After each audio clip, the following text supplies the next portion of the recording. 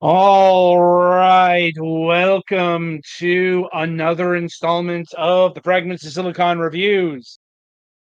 Right, so two reviews, two impressions this week. And for ultra convenience, first two games are reviews, last two games are impressions. So with that in mind, we begin our journey this week with Brave Round. Shoot, punch, and get closer through bullets towards enemies in this close range, heavy arcade bullet hell shoot 'em up. A mysterious cult is going to make Mount Krakatoa explode. By yourself or with a friend, stand your ground. The fate of the world is in your hand. Right. So beyond that, according to the various marketing blurbs here, this is apparently a love letter to the ruthless precision of 2000s arcade classic.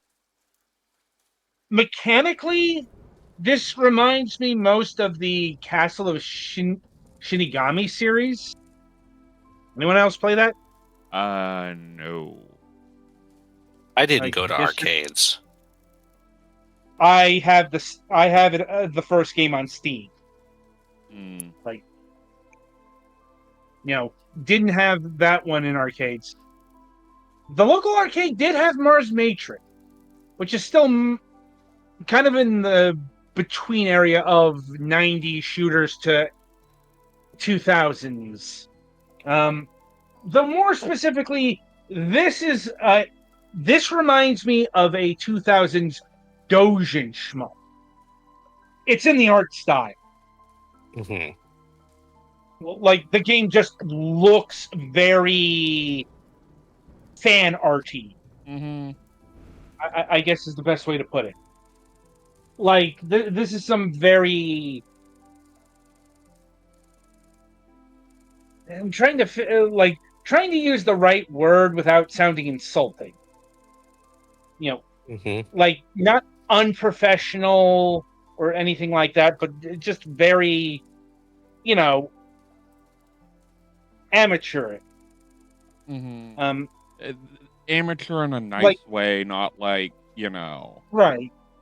Like this feels like the art style I would see attached to a Toho fan game shmup. Mhm. You know, Isn't Toho um, basically already a shmup? a fan game shmup. That's the key. Mm-hmm. Like I know that would be very weird, but it's more the fan game thing. Right. It's more the doujin. Like this was made by some well-meaning lovers of insert obscure franchise here. Um, Uh-huh. because otherwise, this art style like ain't really clicking in terms of this looking like something that would be put out in the arcade. So, now mechanically, this game is actually a lot more interesting because of how it deals with its bullet hell. It basically said, what if we made Dragon Ball Z a shmup? I'm not joking either. Because the key to high scoring in this game is not in, using bullet. It's using the special attack, as it's called.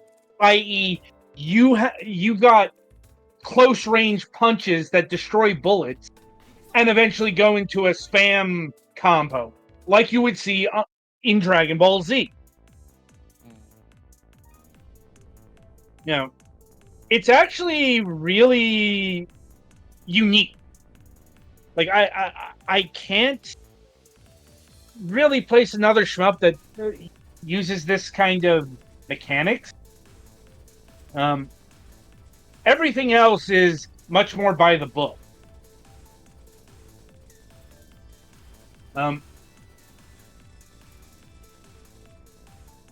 I guess the other differentiator here is the shots itself, because you've got two bands. You've got the wide shot, which is actually your default shot, and then you've got your focus shot, which narrows, i.e., focuses your bullet. Is that you swap between them, or do you have them both going at the same time? I can't quite tell, because Betty You looks like he swap has a between. friend. Yeah, that's the other dichotomy here. Like you have what they call a familiar, which moves different and behaves differently depending on the character that you have. I see. Like with I forget his name, but with the guy with the Jin here, he just moves wherever you move, just a bit behind. But like one of the lady characters, their like ghost familiars will move only when you're not firing, if I'm remembering correctly. Yeah, the lady what looks like it's a little cat. Yeah.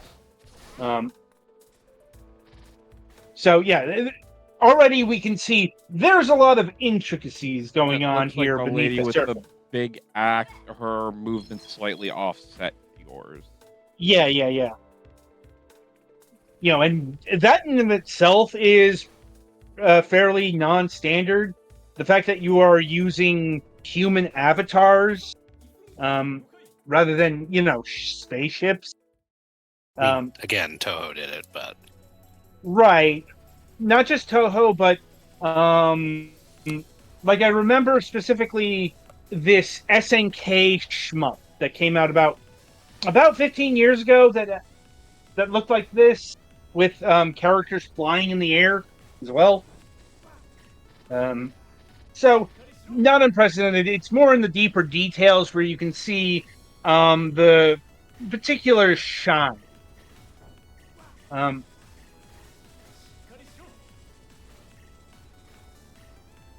And to further layer on the not necessarily complexity, but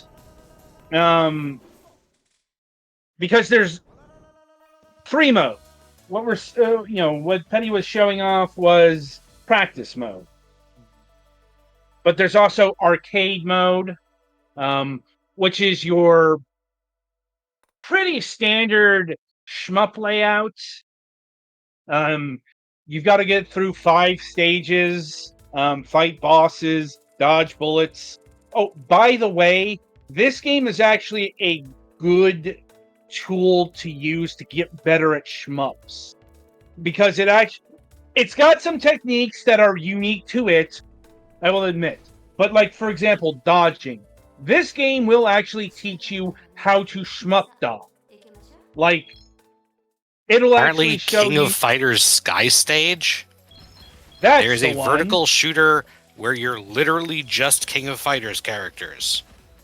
Yep. And the That's sequel why with crossover shit. That's why it reminds me of this game, because it's got the same kind of human layout. Just with a,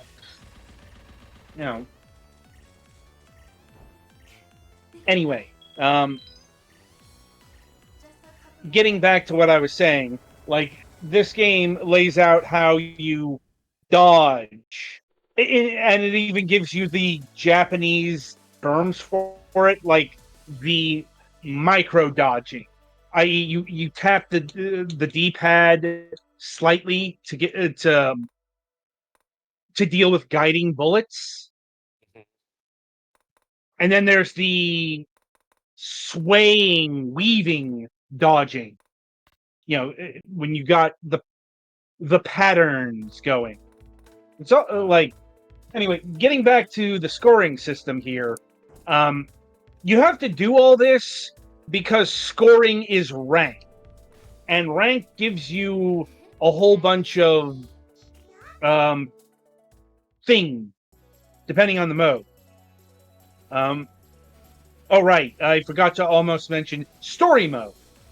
Which, even though the blurbs here say that arcade mode is the main mode, no, I would argue story mode is. Even though I guess it depends on it, what you're into. If you're doing it for like playing the game, maybe it's story mode. But if you're doing score attack, which I guess is probably what they expect you to be doing after you've played through it, maybe that's arcade mode.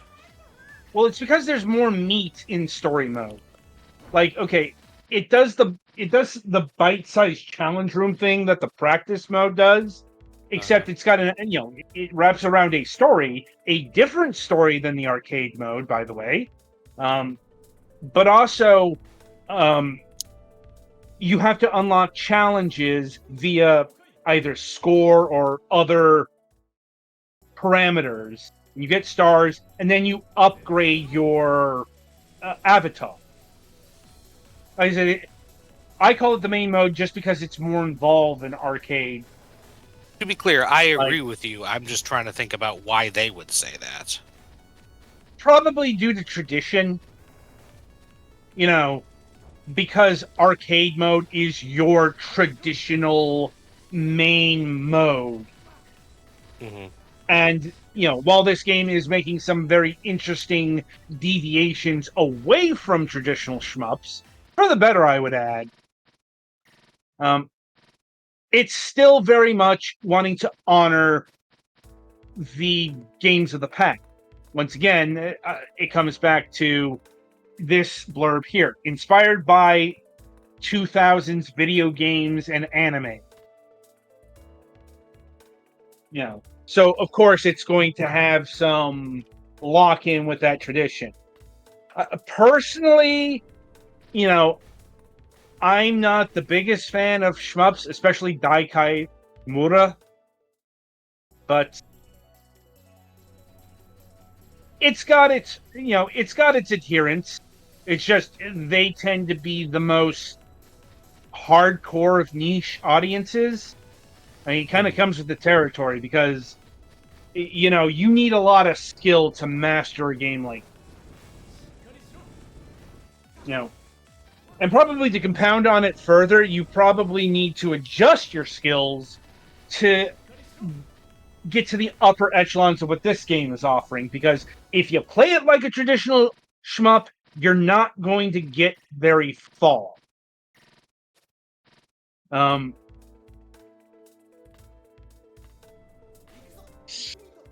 So, yeah, ultimately, I think this is a pretty good game, and just through out of sheer interesting features, you should give the demo a try.